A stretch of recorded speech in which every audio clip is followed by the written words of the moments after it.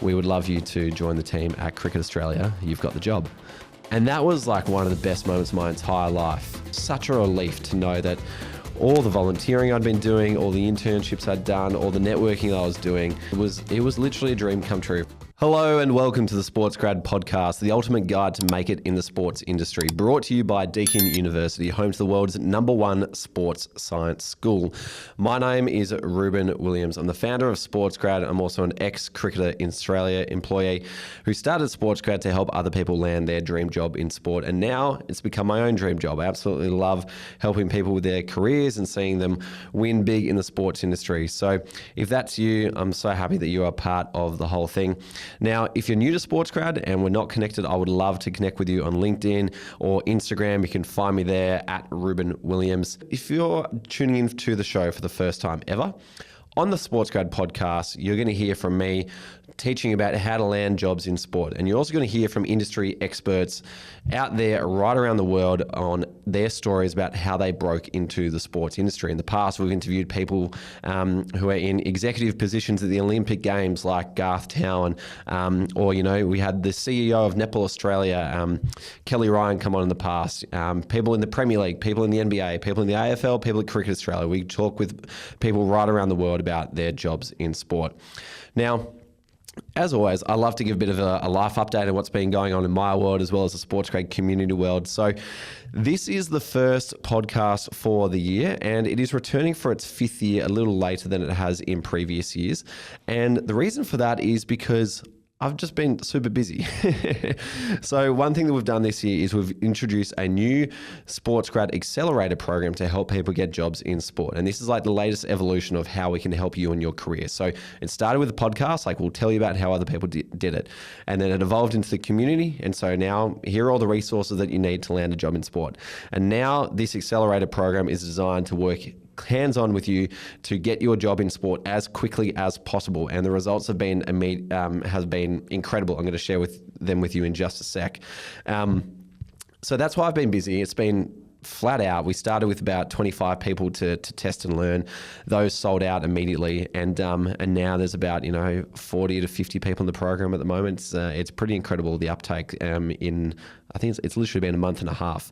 I'm recording this on the 28th of Feb. And so it has just been absolutely outstanding, the uptake and being able to help people.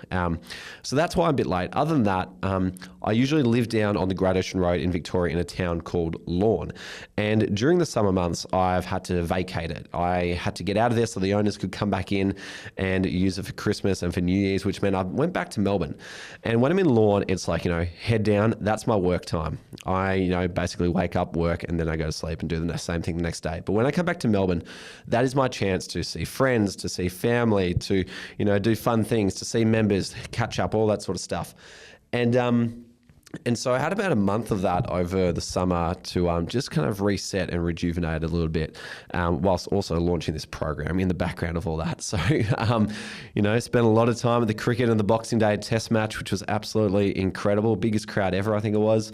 And then spent way too many nights at the Australian Open. That hands down becomes the best bar in Melbourne, if not the world, for 2 weeks over the summer. So that was incredible. Also lucked out on a ticket to go and see the Djokovic-Alcaraz match, which, I might be biased, but probably match of the tournament too. So that was absolutely phenomenal. So that's been a bit of my summer outside of developing the SportsGrad Accelerator program. Now, also love to share a bit about what's going on with the community as well. The team in the background of SportsGrad is starting to build up and hum. It's really good at the moment.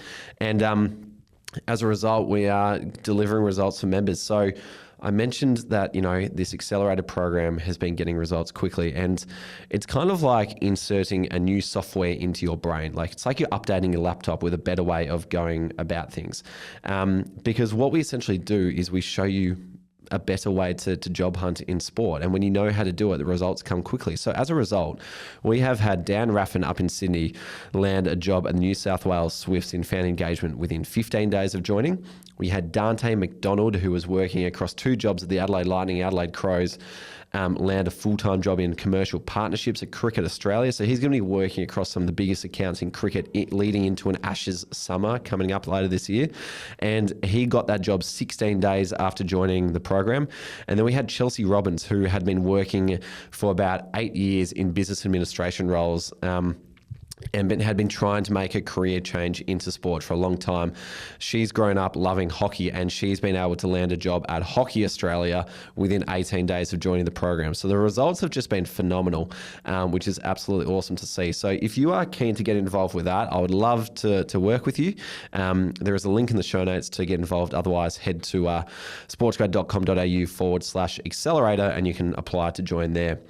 Otherwise, if you are not on our newsletter, you're seriously missing out. It's called it's called Shortcuts by SportsGrad, and the idea is that it shortcuts every single part that's important to getting a job in sports. So if you're looking for a job, if you're looking to grow your network with events, if you're looking for, advice and career journeys, all of that is collated into one spot every single week for you, so you can have fast access to the things that matter. So to grab a hold of that, head to www.sportsgrad.com.au/newsletter. Quick one. Have you got your eye on a future in sport? If you're ready to transform the industry, then perhaps get ready to study with Deakin and prepare yourself to redefine what it means to work in sport. That's what I did, at least. Deakin's School of Exercise and Nutrition Sciences is ranked #1 in the world. Pretty cool, hey? So if you want to turn your passion for sport into an impactful career, get ready to push the limits of exercise science, sport coaching, sport development, sport management, nutrition sciences, physical education, and more. You can do it all at Deakin. Apply now and study at Deakin University. Okay, guys, to kick off the year this year, I thought, why not reintroduce myself? It's been a while since I've shared my journey about my career in sport, and enough has kind of happened in the last little while that now's probably a good point in time to check back in and share my journey with you. And so if you've been wondering, who is this random guy on the internet? What's he about? Well, today you're going to find out my journey about how I got into Cricket Australia, how I grew my career once I was there, and, what I want to do in the future too. So I'm going to take you way back, because the reason why I wanted to work in sport goes all the way back to November 16, 2005. And on that day, my dad drove our family, football-loving family, from Melbourne up to Sydney to watch the Socceroos try to qualify for the FIFA World Cup for the first time in 32 years, up against Uruguay. And as the story goes, it came down to a penalty shootout, and John Aloisi scores the final penalty to send Australia to Germany. And this was the first time in my life that I had seen and felt a stadium absolutely erupt. And I couldn't believe what was going on around me. In front of me, I was watching, grown men cry and strangers hug each other, and this wave of noise just kind of hit me like a tsunami. And I was like, oh my God, this is incredible what I'm experiencing right now. And it made me think, well, if I could spend more days of my life being around this sort of energy and environment, then that would be a pretty good life. And so that was when I was inspired to, chase a career in sport. But then when I got to high school, that's when, the fear started to kick in. I thought, dream jobs in sport are incredibly tough to come by. It's a competitive industry. Everyone wants to work in sport, but there's not enough jobs for everyone. So maybe just take the safe route and go into a normal business career. And so I enrolled into a degree in marketing at RMIT. And I got through about a year and a half of marketing at RMIT, and in this time I was getting 50s in subjects, which, I'm pretty sure I'd failed them, and the lecturers just wanted to push me through. And eventually I got to a tipping point where I was, failing exams. The reason I was failing exams, or one exam in particular, was the 2014 FIFA World Cup was on at this point in time, and the Socceroos were playing Netherlands with a kickoff time of 2 a.m. And I had an exam at 9 a.m. the same morning. And of course, I chose to watch the Socceroos, and that meant that I woke up at 9:15. And so as a result, I missed the exam, and I was catching up with my classmates afterwards, and they were like, oh, how'd you go? I'm like, I don't know, but did anyone else see Tim Cahill's volley last night? And they're like, no, what? And so that is my memory of marketing, Tim Cahill's volley, which I got to experience live in the middle of the night. But that meant that I kind of had a bit of a wake-up call, and I was like, you know what, I probably should chase something I'm actually interested in, because it's the only way I'm going to actually be good at it. And so I dropped out. And I dropped out of marketing and swapped to exercise science and sport management at Deakin University. And in the first year, I kind of just like potted along, didn't really do much, got the lay of the land a bit, and wasn't making much progress and feeling a bit flat about my career trajectory. And then things got worse when the casual job that I had at a bakery since I was 14 and 9 months was taken away from me. After like working there for 7 years, I had made one mistake too many and took my laptop in to collate a group assignment, and they got told, Reuben, that's enough. You can hand your uniform in. And so I got fired. And so now I was, a uni dropout who couldn't hold on to a job at a bakery. And I was like, Reuben, what are you doing with your life? And that was kind of like enough for me to have a bit of fire in the belly to go and want to be more. And so a few more months went by, we roll into the next year, and by chance, I'm on the Uni Sports website looking up information about how can I go to uni games and get drunk and play a bit of footy and just have like a fun week.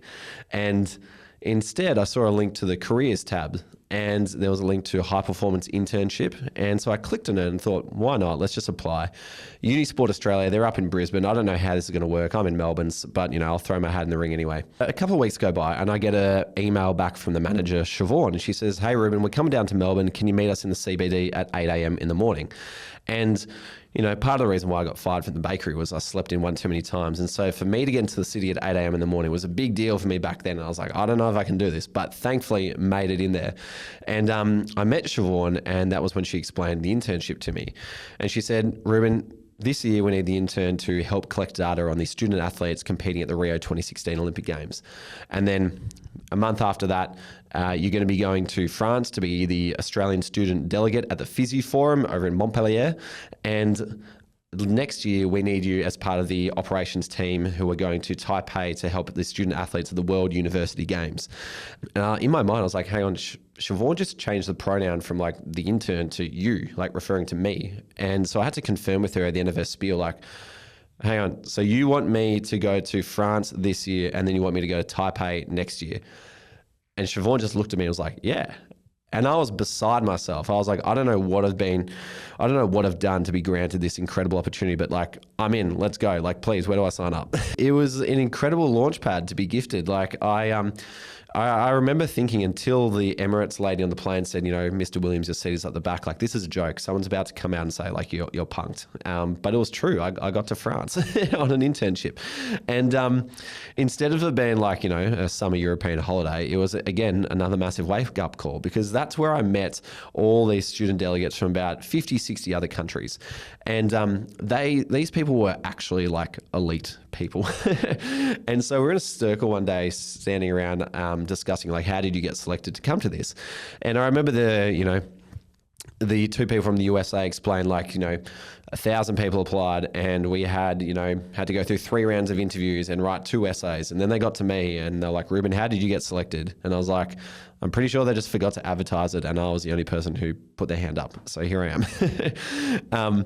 But what it did for me is it gave me something to work towards, because these students, they became my benchmark. I left that conference thinking, all I want to do from this is be as good as these people, because they were like, president of some random society at their uni. They were volunteering, they were playing sport, they were, doing all sorts of different jobs. And I was like, I haven't got any of that in my resume. Mine's pretty blank apart from this opportunity I'm doing right now. And so I was literally at Paris airport when I thought this is going to be, the Kickstarter. And I sent a Facebook message to the Deakin University Sports Society and asked them, can I please join the committee? And so I got back, went to the first committee meeting, and they said, all right, Reuben, later this year, we have our industry networking dinner. So we need to reach out to everyone in our network and invite them along, people in the sports industry.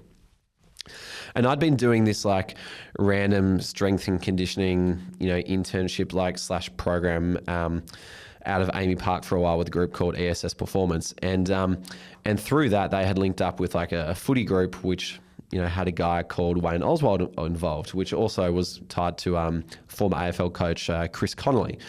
And so, when I was in the gym at Amy Park, I'd seen Wayne wander in and out a little bit, but I never really got to know him. But I had his email address. And so I reached out to Wayne and I said, hey, Wayne, do you want to come along to this dinner? And of course he said yes. So we get to this industry networking dinner night, And I'm like, I need to find Wayne and actually say, hey, thanks for coming as my guest. And the night rolled on, and I'd finish one conversation and get into another one and be like, oh, I should get to Wayne now. And then I was like, oh no, let me just chat to this other person. And basically, I was too scared to go up to the person who I invited to say thank you for coming and get to know him.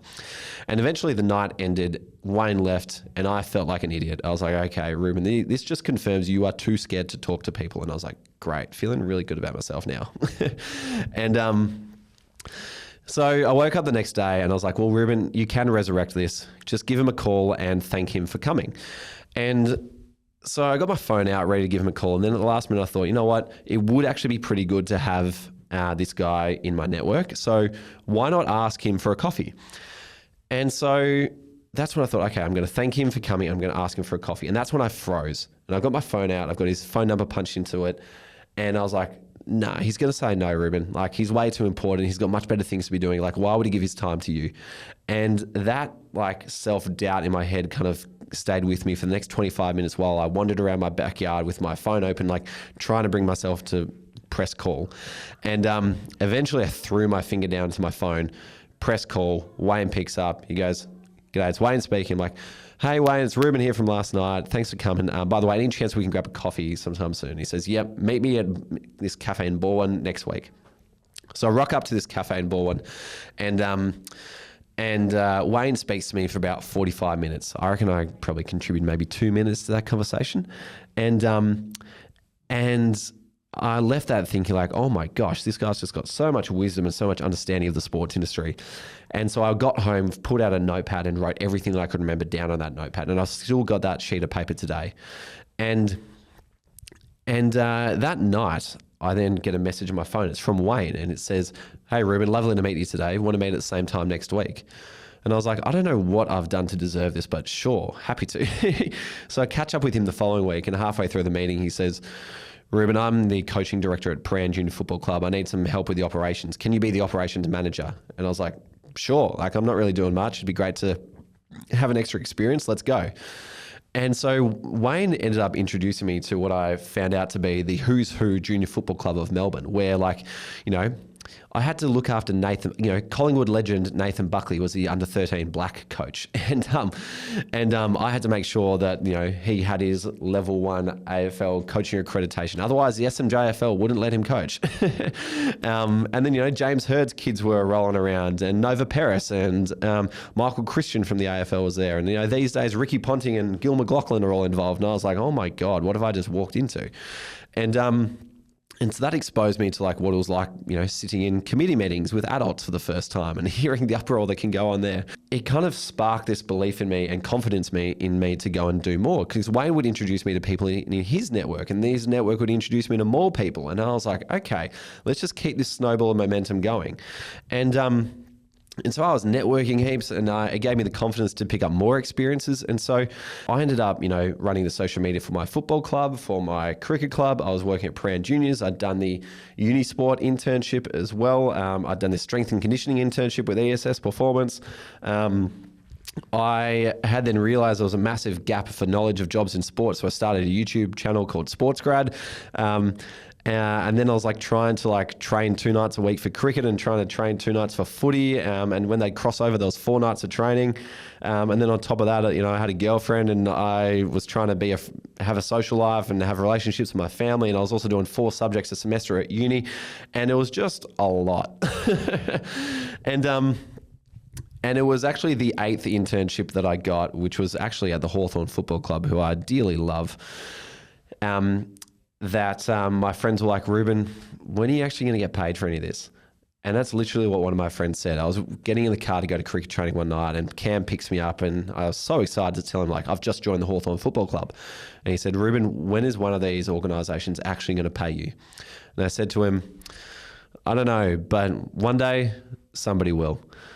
And at that point in time, I was just holding on with hope that this would all work out. And by the end of that year, I got to an interview with Cricket Australia. A role for the digital commercial specialist came up, and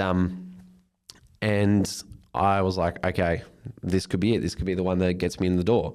And at that point in time, I I didn't want to leave any stone unturned.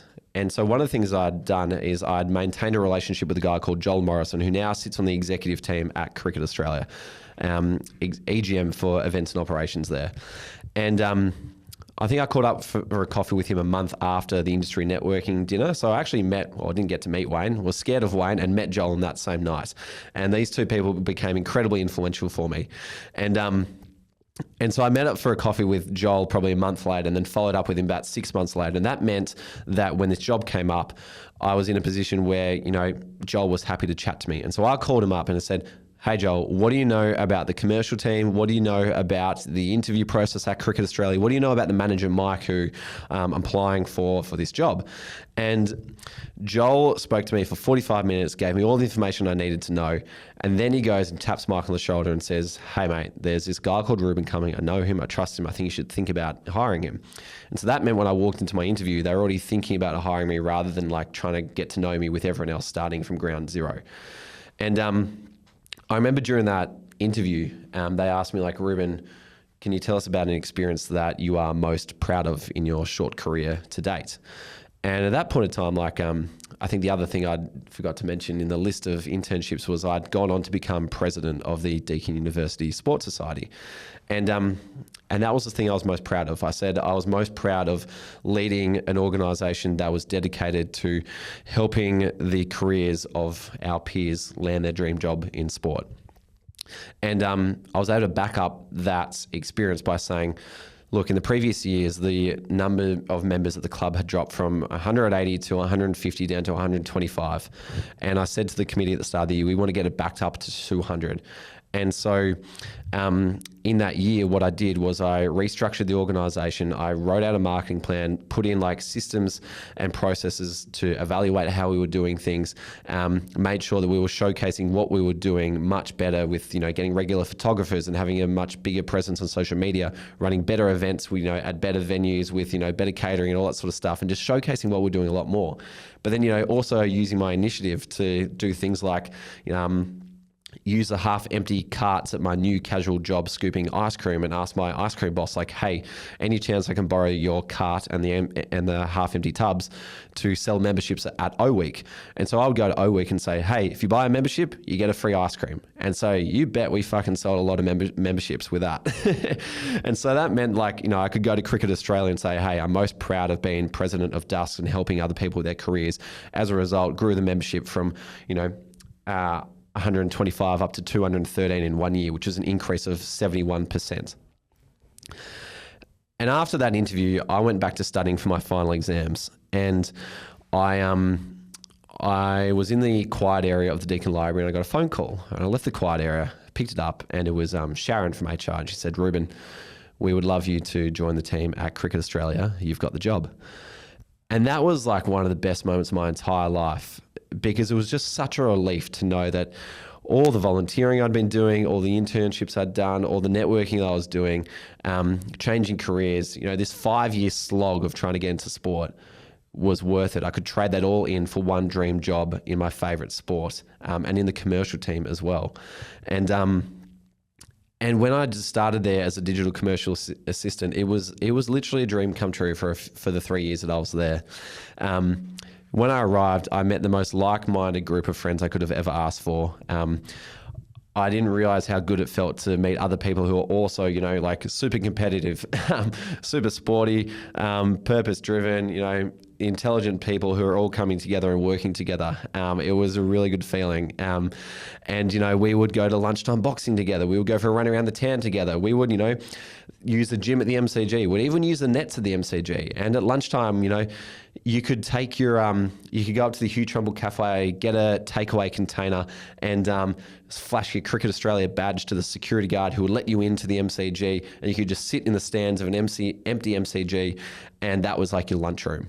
And I was like, this is awesome. And, when the Sheffield Shield cricket was being played, you could watch, international stars like Peter Siddle and Matthew Wade, battle it out in the middle. And I was like, this is just lunch. Like, what the hell's going on? This is way better than any job I've ever had before. And then, like I got to my first Boxing Day working at Cricket Australia, which was an Ashes year, so 2017 Ashes. And Paddy Horan, who went on to be head of digital, now does general manager role at the Western Bulldogs. He was running like the Optus post-game show, and he said, "Reuben, do you want to come and like shadow me for the evening session?" I was like, "Yeah, I'd love to." So he takes me up to the media box and introduces me to a few people, and he goes, "Oh, Reuben, I want you to meet Glenn." And Glenn comes across and goes, "G'day, I'm Glenn." I'm like, "You're Glenn McGrath. You're my hero. I know who you are. Like, this is awesome. Love to meet you, Glenn." And so, yeah, that's what like life was like for a while. It was just like, hanging out with cool people, working on cool things, and just having the time of my life. And so, yeah, it ended up being a bit of a roller coaster experience, because during my time there, started with the Ashes, the ball-tampering incident then soon followed. And then you had the cultural review and then the Women's T20 World Cup as a high before COVID hit. But one thing that sadly happened to me along that journey was I was sexually assaulted after a staff party in 2019. And that incident had like a crushing effect on my confidence, where I had 2 weeks off work following that, and was extremely anxious around the office for a long time after that, to the point where 2019 was comfortably like the toughest year of my entire life. And even after it happened, like that same year, my parents were going through a divorce, and because I knew how tough they were going through it, I didn't want to add any extra more pressure to their plate. And so they were some of the last people that I told about the incident. It wasn't until my manager, Mike, said like, "Reuben, have you told like your parents about this?" And I was like, "Oh no, like they're already, got a bit on." And he was like, "Reuben, like if something ever happened to my daughter, I would want to be the first to know, like you need to tell your parents." And I was like, "Okay, I'll tell them." So like 2019 was just a terribly tough year for myself. And like, as a result, it impacted me at work. And so like, I remember one particular day I had to give a sponsor update with Alinta Energy. And we're in this boardroom. You got the head of commercial there from Cricket Australia. You got the head of sponsorship from Alinta Energy. You got all these, big dogs in a room. The cost per hour of this meeting is tens of thousands of dollars.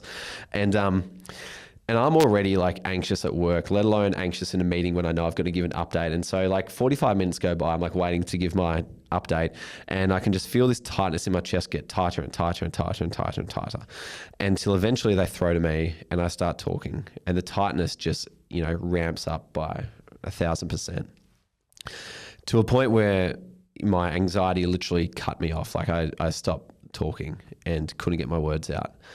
And thankfully, my manager jumped in and he saved me and finished off the update.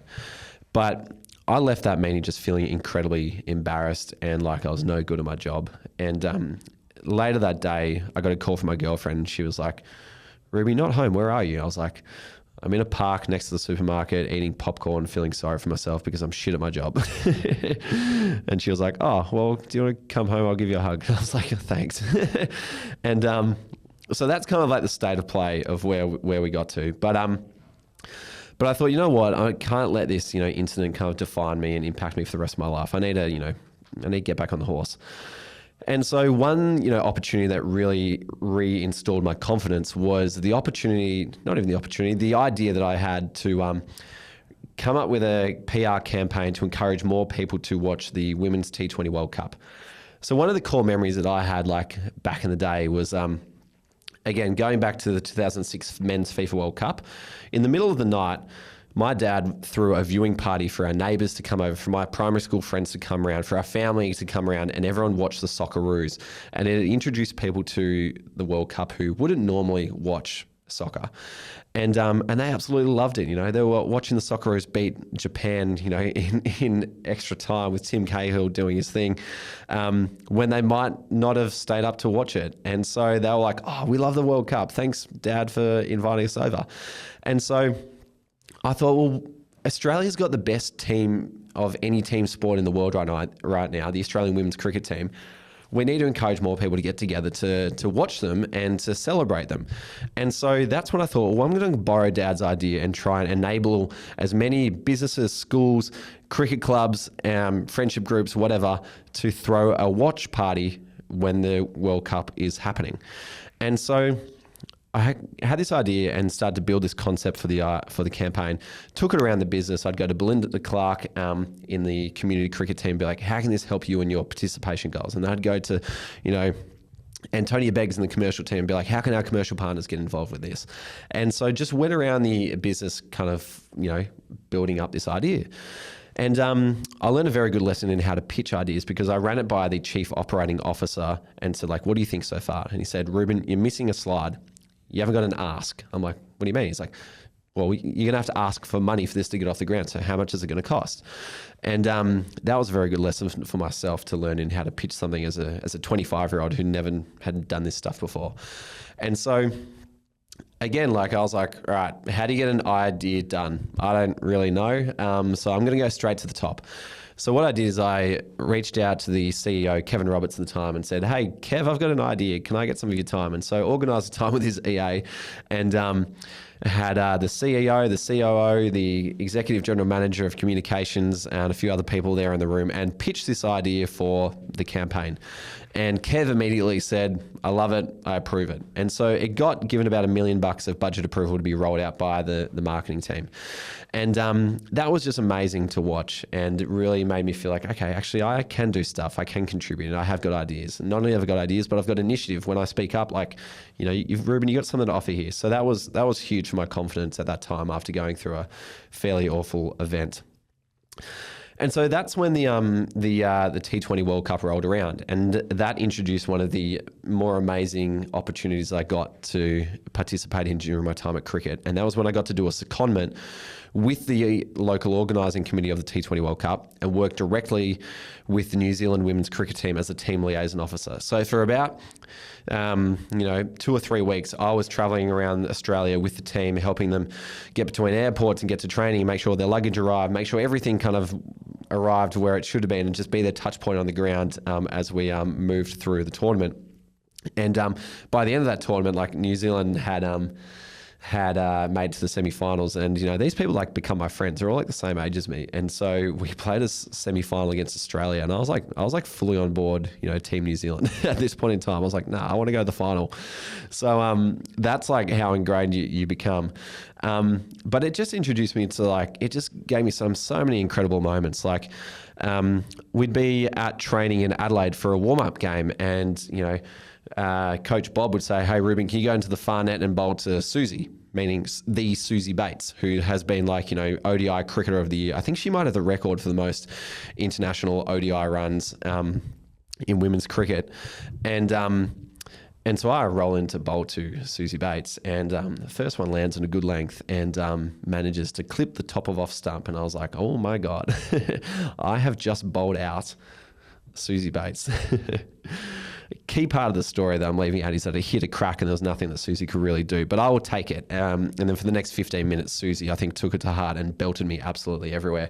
And then just to make things worse, Sophie Devine comes in and gives me a sore neck as I'm watching every single ball sail over my head. But then, I'd go up to the other net and Anna Peterson would say, Reuben, can you bowl me a few spinners? And I'm like, I don't really bowl spins. So she'd be like, that's all right, I'll show you. Just hold your hands like this, and with your run up, come in gently like that. And I was like, oh my God, I'm getting lessons from the New Zealand team here. This is phenomenal.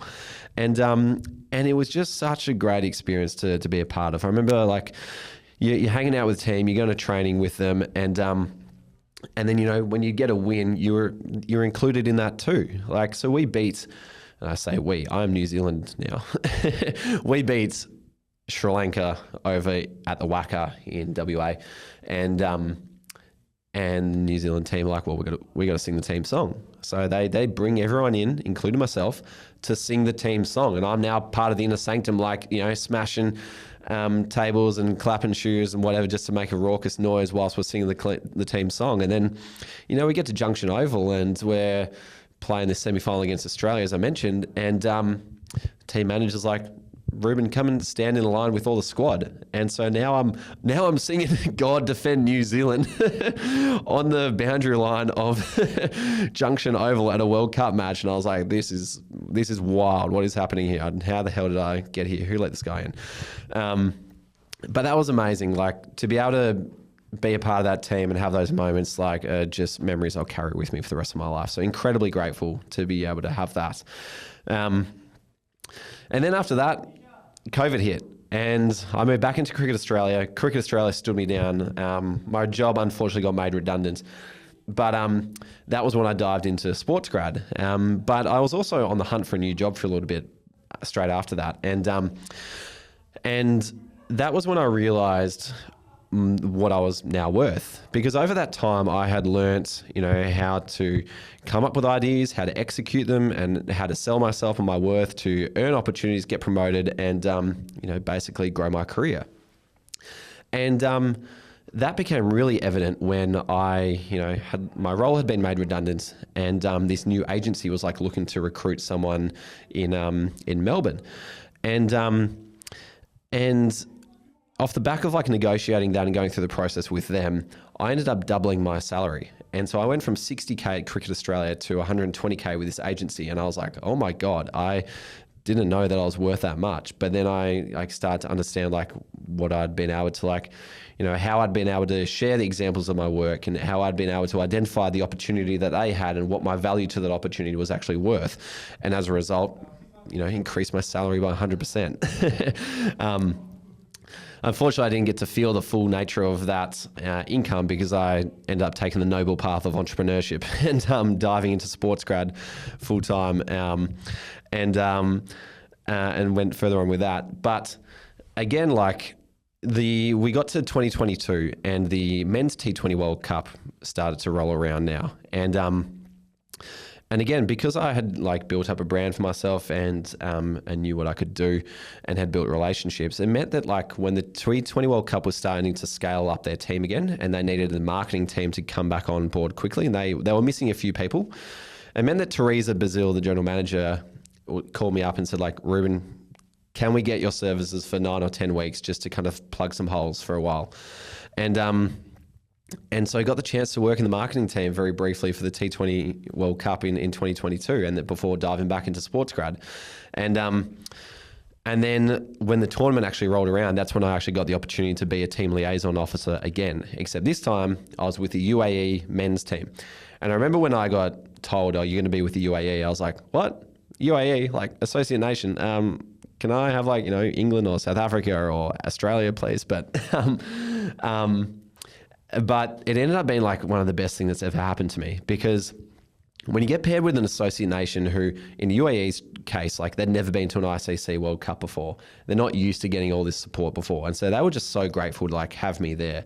And they don't have an ego about them. They're not superstars and absolutely millions and millions of dollars with, say 180 million followers like Virat Kohli is, who meets so many people that, when someone else enters their world, they're just kind of hey, great, cool, because they know you're going to move on. These guys welcomed me in with open arms. And for me, I was a 28-year-old male at that time who'd played cricket his entire life, joining a professional cricket team, international cricket team. And I was the same age as them all. And cricket was my jam. And so I was I'm now part of a professional cricket team, professional men's team. And it was the best thing ever. And so same sort of thing, they would say, hey, Reuben, can you have a bowl to us in the nets? And then they were oh, Reuben, actually, we want to see how you bat. Can you get down the other end? And so, I was facing the captain, CP Rizwan, and he was like, Reuben, if you hit me for 6, then I'll buy you Nando's. But if I get you out, then you've got to buy me Nando's. And I think by the end of that, playoff, I owed CP about 3 large quarter chicken meals, and he owed me a bucket of chips or something like that. He demolished me. But it meant that I ended up becoming great friends with the captain, CP Rizwan, and unfortunately for CP, he didn't have the best tournament. I think against the Netherlands, he dropped a pretty simple catch at a crucial time, made 1 run. Second game against Sri Lanka, he makes a duck. He's batting himself down the order as well. And so we're in Geelong, and we were just at the hotel one day, and I texted CP. I was like, hey, mate, do you want to go for a walk? And as soon as we step outside of the hotel, he turns to me and says, Reuben, how do I bat on the pitches in Australia? And in my mind, I was like, do I tell this guy that I play on synthetic in park cricket leagues? But we walked for the next hour and a half and sat down by the water in Geelong, and And it just became clear that CP needed someone to talk to. And so he unloaded all the pressures that he was facing. It was his first time being captain, first ICC World Cup for the UAE. You got Robin Singh, former Indian cricketer who would get recognised in the street over there as a coach who's, applying the pressure. And as a result, CP is batting himself down the order rather than at like number 3 where he should be. He's not giving himself a bowl, even though he, gets me out 5 balls out of 6. And just wasn't, at his best. And so I'm listening to this guy, and part of my brain is going, oh my God, like the captain of the UAE cricket team is like confiding in me right now, like me. And the other half of me is like, Reuben, shut up. If you don't listen to him and you don't treat him like a normal human, you'll never be able to help him. And so all I had to do in that moment was just like give him a bit of a pump up and help him believe in himself. And at the same time, I've got like incredible imposter syndrome. Like, Reuben, you're the guy like trying to get the captain of an international cricket team to believe in himself. Like you, like the corporate guy from Cricket Australia. Cool. Gave him a lot of encouragement, just reminded him of like the great cricketer he is and what it looks like to be at his best. And got him back into that mode of like helping him feel like he could perform and contribute to the team. And so the last game of the tournament rolls around and we're playing, I'm part of UAE now. We play Namibia. And he promotes himself up the order. He's now at number 3 and he goes on to make 47 off 29 balls in the first innings. And he gets into the change room at the innings break and I walk in to go congratulate him. And as soon as I walk in there, he looks at me and he points, he goes, Reuben, you did it. You got me to believe in myself. And I was like, no, man, like you did it yourself. And so the team goes back out there for the fielding innings. I'm sitting in the dugout, by the way, being like, this is awesome. I'm loving this. Like the coaches are next to me. They're feeding insights. It's just such a cool thing to be a part of, like on the bench at an international match. And it gets down to like the last over and Namibia need like 11 or something. And they end up falling about 5 or 6 runs short. And so all of a sudden, the UAE have won their first cricket game at an ICC tournament. And everyone's cheering and they're hugging each other and like CP's like, one of the best players for the match. And, his 47 became quite crucial. And I was like, everyone's like, what a time to be alive. We just won. And I'm sitting there on the bench being like, I think I've just helped the UAE win their first game of cricket in an ICC World Cup. But no, full credit to the boys. Like that did the hard work. But I was feeling pretty cool at that point in time. And so, like these were like some of the memories that I got to have with the UAE cricket team, let alone, like showing where the best spot in Geelong to go out at night is. Like that was a great time too. But shout out to St. James and Lammies. But at first I thought, maybe the UAE cricket team, wouldn't be the best pairing, but it ended up being amazing because this was like October 2022 and a month later, the FIFA World Cup, men's FIFA World Cup is happening in Qatar and Dubai is like a 1-hour flight away from Doha. And so I ended up extending my trip and going over to Dubai ahead of the FIFA World Cup. And I meet the whole team again and I meet the extended team. They've all heard about this guy called Reuben who was a part of their squad. And again, I'm just back at cricket training. They're like, Reuben, get down the nets. We want to see you bat. Come over bowl to me. All the young kids are like, I want to face this guy. I want to face this guy. Except, it was very different going from, 18 degrees in Geelong to 36 degrees in Dubai. Trust me, you don't want to be playing cricket out there for too long. And so it was just like wonderful to be able to feel like, I've had this wonderful time with the UAE cricket team. They still welcome me with open arms when I go to their country too. And then that became like even more important. Like, I appreciated them even more the following year when it's 2023. I've been in Europe for about 5 months and I'm coming back to Australia via the Cricket World Cup in India. And I leave Istanbul airport. I arrive in Dubai for my stopover to get to Ahmedabad. And I haven't got a connecting flight. I've got to check out and check back in. And so I go to the counter. It's 3 a.m. in the morning. And the new flight says, Reuben, you haven't got a visa. You're not getting on this plane. And I was like, do you need a visa? At which point in time, I'd already been to India and had got a visa for that. So I'm not sure what was happening in my mind that I forgot this time. But I was now stranded at Dubai airport. And I was like, what the hell do I do? So I bought an express visa, but I still had to, wait like 24 hours before that arrived, before I could confidently book another flight to get me to the Cricket World Cup. So I was like, well, I don't want to like sleep on a table at Dubai Airport for the next 24 hours. So what am I going to do? So I called up the captain of the UAE cricket team and I said, hey, CP, you never guess where I am right now. So CP comes along, picks me up, and he takes me out to like a charity cricket game that he was playing that night. And so now I'm at Kite City Beach watching CP Rizwan play cricket, and I'm like, this is not the location in the world that I thought I would be in right now, but I'm all for it. This is cool. So I was incredibly grateful to the pairing with the UAE in that moment, where they helped me become unstuck when I was stranded in Dubai Airport. The extension to that story is that I didn't stay with CP that night. I stayed with another friend from Peru. His name's Hade, and I'd met him at a hostel in Dubrovnik in 2018. And we'd bonded because Australia had just lost to Peru at the FIFA World Cup, and so he was just giving me shit the entire time, and we became great mates. And so I messaged Hade and I was like, hey, mate, you'll never guess where I am. He's like, brother, come over, stay on my couch. And so, went over, filled him in on all the life updates. And the next day got on a plane and went to the Cricket World Cup and saw Glenn Maxwell make 200 against Afghanistan. And so I was like, thank God I got paired with that cricket team, because they gave me the strength to stick out Dubai and not just book the next flight back to Melbourne to like kind of just be done with this trip. So yeah.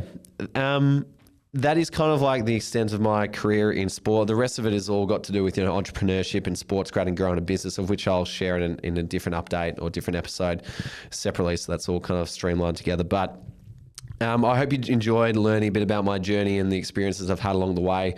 I hope you can hear that, like, when you work in sport, is just absolutely unforgettable. The moments you get, you can't buy some of these moments, and the people that you meet are incredible too. One of them I'm going to give a special shout out to. Cheats from Type Media is editing the podcast this year, and I actually met him for the first time at the FIFA World Cup in 2022 over in Qatar. So thank God I got to that. And by staying in touch and being a huge fan of his work, we're now working together. So that's kind of like where the network of sport kind of gets you to, where you end up working in random situations like this. But have now got a gun producer on board, which is awesome too. So shout out to Cheats, shout out to everyone I've met along the journey. I still love bumping into everyone at events or at the cricket or a different sport. It's so cool to like hear where people are at different stages, and that's what's on offer for you. Like, if you currently hate your job and you're like, get me out of here, I'm telling you, when you get into sport, it is amazing. You have unforgettable moments, you meet awesome people, and you stay in touch with them for life. Like, I caught up with some members of the digital team, and the digital team are incredibly close. I'm talking about the one at Cricket Australia. And they told me that they had a reunion for like the people who were there, say, between the years of 2014 to 2018, where, you had Ben Amarfio as the executive general manager, Finn Bradshaw as the head of digital, Ben Wise, Paddy Horan. And I was chatting to one particular person who said, who talked of Ben Amarfio's comments after that. And Ben Amarfio is like, he's at the back end of his career, senior executive. And he said, guys, I've worked at a lot of organizations. Not one have I ever had a reunion for. But that was like how tight and how special that particular digital department was. And even now, like, I am going through my career being like, I can't believe how lucky I was to enter, the commercial team, but also be a semi-part of the digital team when I was, because I never really knew any different after that. I was like, this is amazing. Like, I only found out that that's the pinnacle of teams you can work in a professional sense. But the reason I share that with you is because that is what's on offer when you work on sport. Awesome moments, awesome people, great teams. And I think it was Michelle Enright, the CEO of the T20 World Cup, who came on this podcast and said, like, once you work in sport, you never go back. And so if that's you, like, I hope you enjoyed this episode. I hope you enjoy the future episodes to come. And if you ever need a hand and want to work directly with myself and the team, feel free to get in touch. Otherwise, jump on the newsletter, jump into the podcast, and best of luck. Go get them. Hey, last thing before you go. Everyone knows the sports industry is super competitive, so you might want to keep this to yourself. But every Monday, I send out an email called Shortcuts by SportsGrad. It takes 5 minutes to read and it gives you everything you need to get an edge over other job hunters on a silver platter. Here you'll find exclusive job opportunities, networking events, and premium resources to get ahead. Again, it takes less than 5 minutes to read and it's designed to help you get ahead and stay ahead. So if you want to receive the next one in your inbox, head to sportsgrad.com.au/newsletter. But as I mentioned, competition for jobs in sport is red hot, so perhaps keep this to yourself.